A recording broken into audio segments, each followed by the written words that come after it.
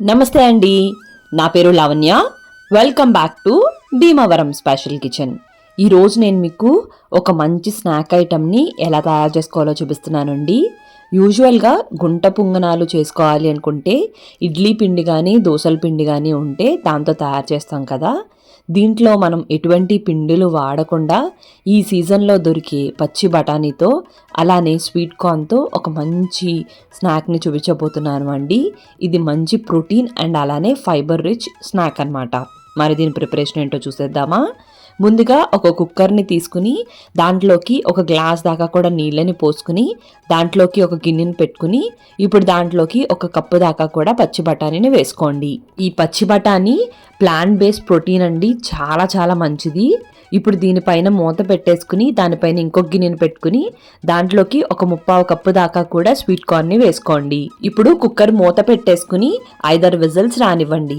Whistles వచ్చి vapour మొత్తం పోయిన తర్వాత తీసుకుని చూసుకుంటే స్వీట్ కార్న్ కూడా చాలా పర్ఫెక్ట్గా కుక్ అయిపోతుందండి.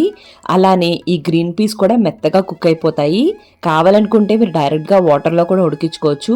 బట్ ఇలా ప్రెషర్ కుక్ చేయడం వల్ల ఫాస్ట్గా అవుతుంది. పోషకాలు కూడా నీటిలో ఉడికించిన దానికన్నా కూడా దీంట్లోనే ఎక్కువ ఉంటాయన్నమాట. ఇలా మెత్తగా ఉడికిపోయిన పచ్చి బఠానీని మ్యాషర్ని తీసుకుని కొద్దిగా కచాబచాగా అయ్యేంత వరకు కూడా మ్యాష్ చేసుకోండి. అలా అనేసి మరి మెత్తగా చేసేసుకోకండి, అప్పుడు తినడానికి బాగోదు. మధ్య మధ్యలో తగులుతూ ఉంటేనే బాగుంటుంది కదా. ఈ విధంగా మ్యాష్ చేసేసుకున్న తర్వాత దీన్ని పక్కకు పెట్టేసుకుని బౌల్లోకి ఉడికించి పెట్టుకున్న స్వీట్ కార్న్ని అలానే మెదుపుకున్న ఈ పచ్చి బఠానీని వేసేసుకుని అలానే చిన్న ఉల్లిపాయని వీలైనంత చిన్న ముక్కలా కట్ చేసుకుని వేసుకోండి. 2 రెమ్మల కరివేపాకుని కూడా ముక్కలా కట్ చేసుకుని వేసుకోండి. కొద్దిగా కొత్తిమీరని కూడా కట్ చేసుకుని వేసుకోండి. అలానే చిన్న పచ్చిమిరపకాయని కూడా చిన్న ముక్కలా కట్ చేసుకోండి.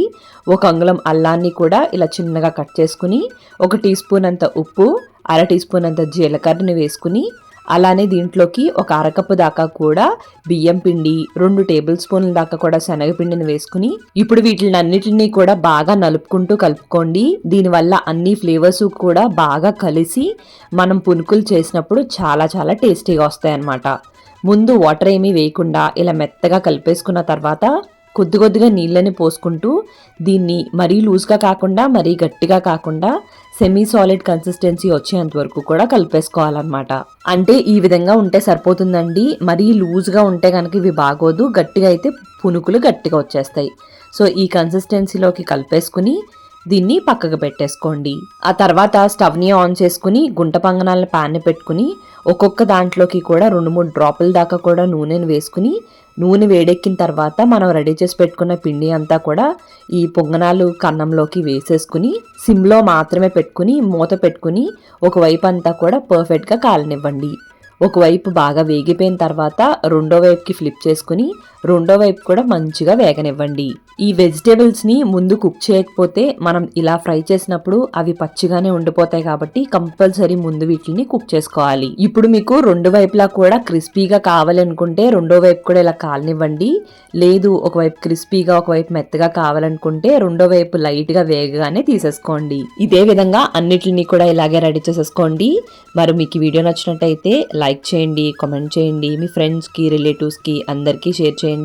మీరు నా ఛానల్ని ఫస్ట్ టైం చూస్తున్నట్టయితే సబ్స్క్రైబ్ చేసి పక్కనే ఉన్న బెల్లో ఆల్ అని ప్రెస్ చేస్తే నేను ఏ వీడియో పెట్టినా మీకు నోటిఫికేషన్ వచ్చేస్తుంది.